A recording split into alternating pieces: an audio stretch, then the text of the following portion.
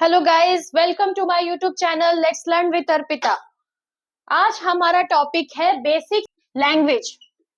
किसी भी सब्जेक्ट को अंडरस्टैंड करने के लिए, जैसे हिस्ट्री को जानना इंपॉर्टेंट है, इसके पहले वाले सारे वीडियो सीरीज में मैंने हिस्ट्री ऑफ इंग्लिश लिटरेचर को डील किया है। अगर आप लोगों ने वो वीडियो नहीं देखी है, हिस्ट्री ऑफ इंग्लिश लिटरेचर जानना चाहते हैं, डिस्क्रिप्शन में लिंक है, आप उसे जाके चेकआउट कर सकते हैं।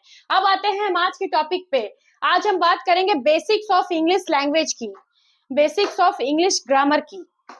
कोई भी लैंग्वेज तभी डिफिकल्ट होती है जब हमें उसकी बेसिक्स नहीं पता होती है, हमें उसके बारे में पता नहीं होती है, वो कहाँ से आया है।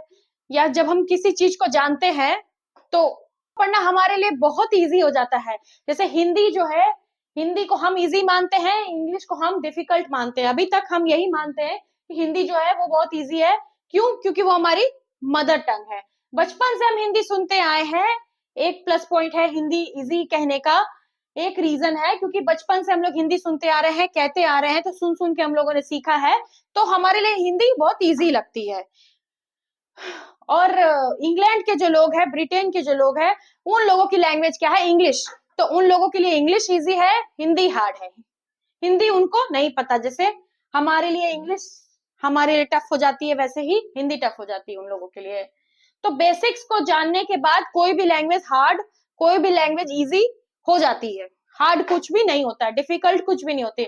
अब हम जानेंगे इंग्लिश और हिंदी के बेसिक्स को, कि इंग्लिश और हिंदी का बेसिक्स क्या है। वो बहुत ज्यादा डिफरेंट है। ये बिल्कुल लैंग्वेज, इनकी बेसिक्स जो है सेम होती है। Language is just a medium through which we express, यानी कि भाषा क्या होती है? भाषा को हम लोग जानते हैं, भाषा वह माध्यम है जिसके द्वारा हम अपने विचारों को, जिसके द्वारा हम अपने भावनाओं को प्रकट करते हैं। जब हम आपस में बातचीत करते हैं तो बिना भाषा के, बिना लैंग्वेज के हम किसी से बात नहीं कर सकते। अगर हम कुछ नहीं बोल सकते हैं, अगर कुछ नहीं बोलते हैं, तो वो हमारी बात को नहीं समझ पाएगा कि हम क्या बोलना चाहते हैं। तो language is just a medium through which we express our emotion और फीलिंग्स। अब हम इंग्लिश लैंग्वेज और हिंदी लैंग्वेज को देखते हैं, सिक्स को जानेंगे कि नाउन क्या होती है, प्रोनाउन क्या होती है, नाउन प्रोनाउन कहाँ से, इनका ओरिजिन कहाँ से है, कहाँ से ये बना है। तो अब हम बात करते हैं, मैंने यहाँ पे दो लैंग्वेज का नाम लिखा है, हिंदी और इंग्लिश। तो जैसे हिंदी में अक्षरों का समूह को वर्णमाला कहा जाता है, बिल्कुल उसी तरह इंग्लिश में शब्दों के अल्फाबेट्स बोलते हैं। इंग्लिश में हम लोग लेटर्स को, A B C D are called letters. ये क्या होते हैं? 26। जैसे हिंदी में वर्णमाला में अक्षर होते हैं, अक्षर को क्या है? क ख ग घ ओ आ ई हर्षई दुर्गई, ये सारे अक्षर होते हैं। इंग्लिश में जो होते हैं अल्फाबेट्स होते हैं, 26 लेटर्स कहते हैं। तो अक्षर को भी दो कैटेगरी में बांटा गया है, स्वर्ण वर्ण और व्यंजन वर्ण। तो लेटर्स को भी हम लोगों ने यहाँ पे दो कैटेगरी में बांटा गया है, वोवेल और कॉन्सोनेंट। कॉम्बिनेशन ऑफ इन्हीं वर्ड्स, वर्ड्स क्या होते हैं? शब्द। शब्द कैसे बनते हैं? जब जैसे हिंदी में अक्षर है, वैसे ही इंग्लिश में लेटर्स है। हिंदी में कैटेगराइज हुआ स्वर्ण वर्ण, व्यंजन वर्ण, इंग्लिश में वोवेल और consonant. Meaningful combination of letters are called word. Meaningful combination of letters are called word, यानी कि सार्थक अक्षरों का समूह जो है शब्द कहलाता है। वैसे अक्षर जिनको जोड़कर कुछ उसका अर्थ निकले, वो शब्द कहलाते हैं। जैसे बॉस हो बस। इंग्लिश में देख लीजिए, ये जो होता है meaningful combination of letters are called CAT equals to cat, is called words. अब हम बात करते हैं meaningful combination of words are called sentence. Sentence कहां से बना है, यानी कि वाक्य कैसे बना है? Meaningful combination of words are called sentence. My name is Arpita. ये वाक्य आपको दिख रहा है, ये वाक्य का फॉर्मेशन कैसे हुआ? मैंने जैसे आपको बताया कि लेटर्स से वर्ड्स बने, meaningful combination of letters are called words and meaningful combination of words are called sentence. sentence का स्ट्रक्चर होता है एक सब्जेक्ट, एक verb, एक ऑब्जेक्ट.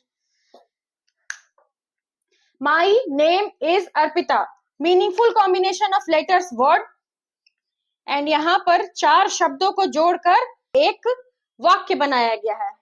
इस वाक्य का मीनिंग निकल रहा है, हाँ, इस वाक्य का मीनिंग निकल रहा है कि मेरा नाम अर्पिता है.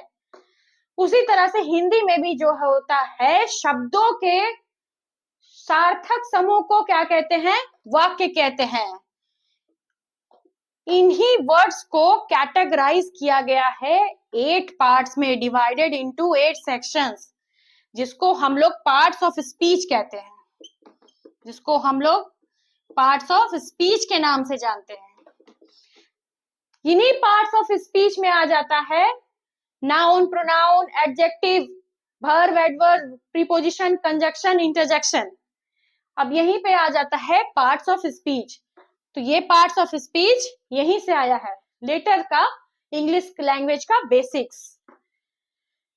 अब हिंदी की बात कर ले हम, तो हिंदी में भी वाक्यों के शब्दों को अलग अलग समझने के लिए शब्द भेद बनाया गया है, यानी कि जिससे हम लोग जान सकते हैं कि कौन सी शब्द जो है संज्ञा है, कौन सी शब्द सर्वनाम है, और इनके हिंदी में भी इसी तरह से कैटेगराइज किया गया है.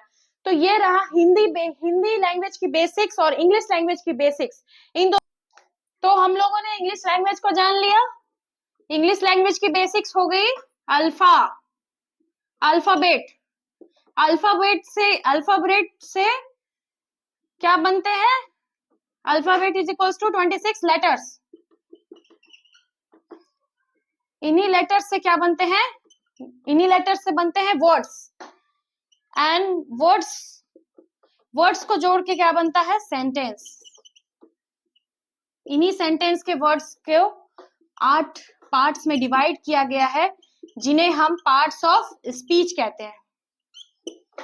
ये रही इंग्लिश लैंग्वेज की बेसिक. सेंटेंस को जानेंगे उसके बाद कि सेंटेंस का स्ट्रक्चर क्या होता है. सेंटेंस में एक सब्जेक्ट होता है, एक वर्ब होता है, एक ऑब्जेक्ट होता है. सेंटेंस कितने टाइप के होते हैं, वाक्य कितने टाइप के होते हैं, ये सारे हम आगे पढ़ेंगे. इंग्लिश लैंग्वेज के बेसिक्स को अभी हम जान लेते हैं. अब बात करते हैं पार्ट्स ऑफ स्पीच की. उन वर्ड्स को 8 कैटेगरीज में कैटेगराइज किया गया है, जिनको हम लोग पार्ट्स ऑफ स्पीच कहते हैं या पार्ट्स ऑफ स्पीच के नाम से जानते हैं. पहला हो जाती है नाउन, दूसरी pronoun, adjective, verb, adverb, preposition, conjunction, interjection.